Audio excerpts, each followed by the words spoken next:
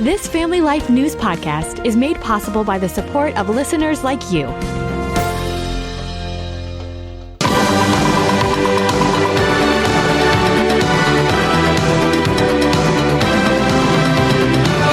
This is Capital Connection.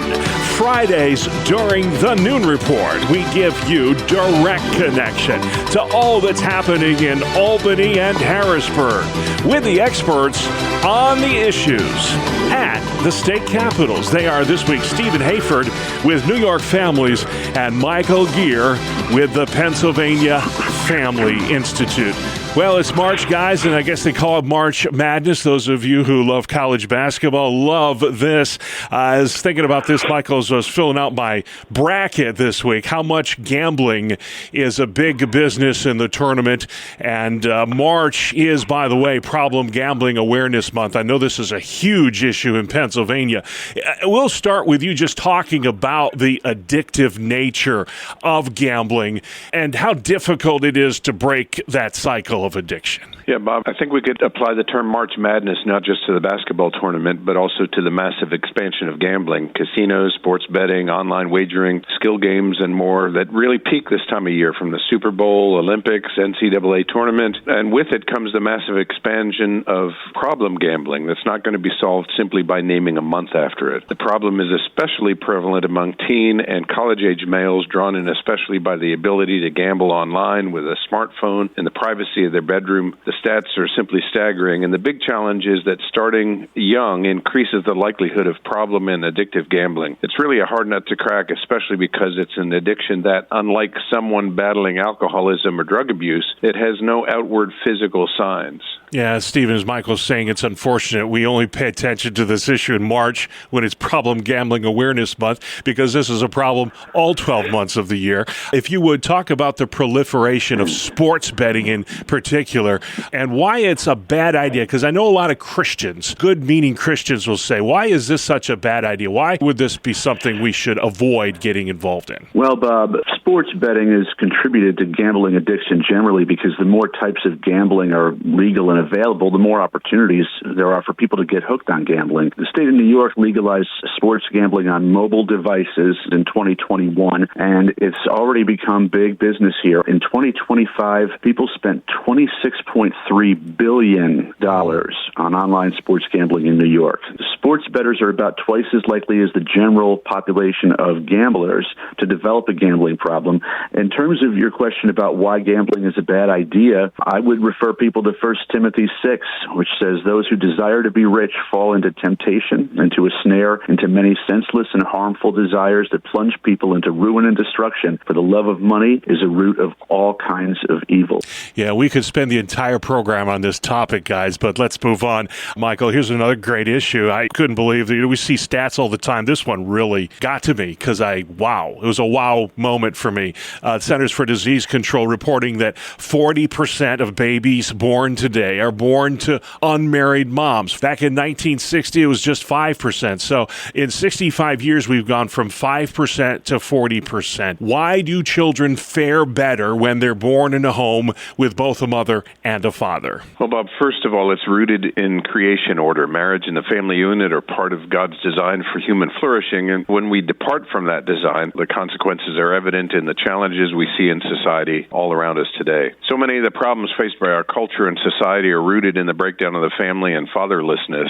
Social science research shows that whether looking at crime rates, homelessness, substance abuse, mental health issues, and more, in so many cases that can be traced back to the lack of family formation and a mother and father in the home. Of course, we should mention there are heroic single moms and dads who are making the best of the challenges they face, but I think most of them would agree that it's not the ideal. Yeah, exactly. I know so many who have overcome those challenges, and what great testimonies those are.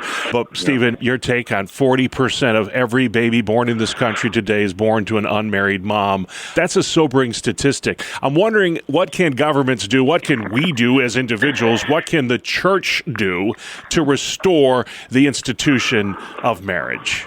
Well, Bob, I mean, those numbers are just heartbreaking, and it's so rough on women who often end up bearing the brunt of the responsibility for being single parents and on their kids. Government can promote marriage and seek to change tax policies that get in the way of marriage or create disincentives, but ultimately government's not the main influence on culture's view of marriage. I would say that a lot of the solution to this lies with parents bringing their kids to church, offering them a Christian perspective on sex and on marriage, and ultimately for adults to respect their own marriages, to get married and stay married. It sounds trite. Sometimes due to situations that are just very problematic, it's not possible, but whenever it is possible, that's what we should strive to do, because we know that kids will watch their parents and they will model their behavior often after their parents. Yeah, every divorce breaks the heart of God, and I truly believe that. So let's reclaim marriage in our culture. Michael, moving on, Governor Shapiro has a 15-1 fundraising advantage over GOP challenger Stacey Garrity. He's on track to raise, or he hopes to raise, $100 million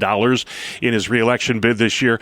A lot of that money, in fact, most of that money, I'm told, is coming from out of state. He won't say it, but is Governor Shapiro looking at 2026 as a stepping stone for higher office in a couple years from now? Well, it's an interesting question, Bob. And from what I've heard and read about Josh Shapiro and his well-known political ambitions, every single office he's held has been a stepping stone for elevation to higher office. It's just been his track record. He has a new book out and a book tour. He's traveling to other swing states. He's appearing on national podcasts and television programs, all pointing to presidential ambitions. The fact that Josh Shapiro wants to be president has been the worst-kept secret here in Harrisburg for years. Yeah, Bill Maher tried to get that out of him, wouldn't bite. We'll see. Stephen, New York State lawmakers are proposing a 25-foot buffer zone around houses of worship to protect them from protesters. It's my understanding that this bill would also apply to abortion clinics.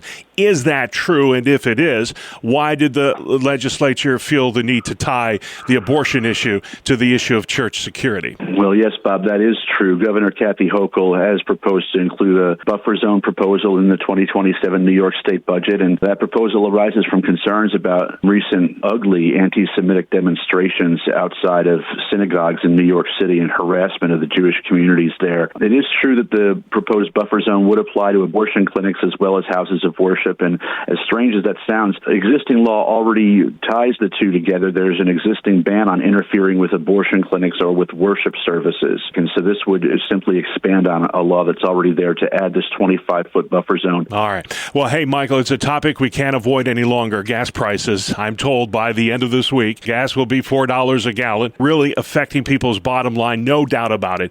Do you support efforts in Harrisburg, because I know they've been talking about it, suspending the gas tax, which, by the way, is the highest in the nation right now? Yeah, Bob, this probably won't shock you. I support lowering taxes whenever and wherever possible, especially in a high-tax state like Pennsylvania. As a Pennsylvania resident, after our gas tax was boosted by a whopping 20 cents a gallon, whenever I drove to a bordering state, I would make sure to fill up my gas tank on their typically cheaper gas than what we have here in Pennsylvania.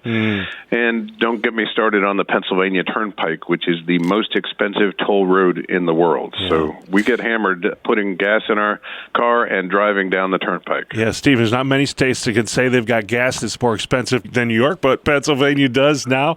We won't belabor the point, Stephen, but it is getting to be crunch time when it comes to the budget. It's due April 1st, fast approaching. Last year's budget was the latest in 15 years. Do you anticipate another protracted budget battle this year, or since it's an election year, will the governor and legislators play nice here? Well, Bob, it's hard to predict what can happen in Albany, but I think we're looking at a lengthy budget battle this year as well. As you and I have discussed in previous weeks, Governor Hochul and the legislature are not on the same page about possible tax increases. They're not on the same page about how uncooperative the state should be in terms of federal immigration enforcement. And now there's a third issue, and Governor Hochul wants to modify the 2019 Climate Leadership and Community Protection Act.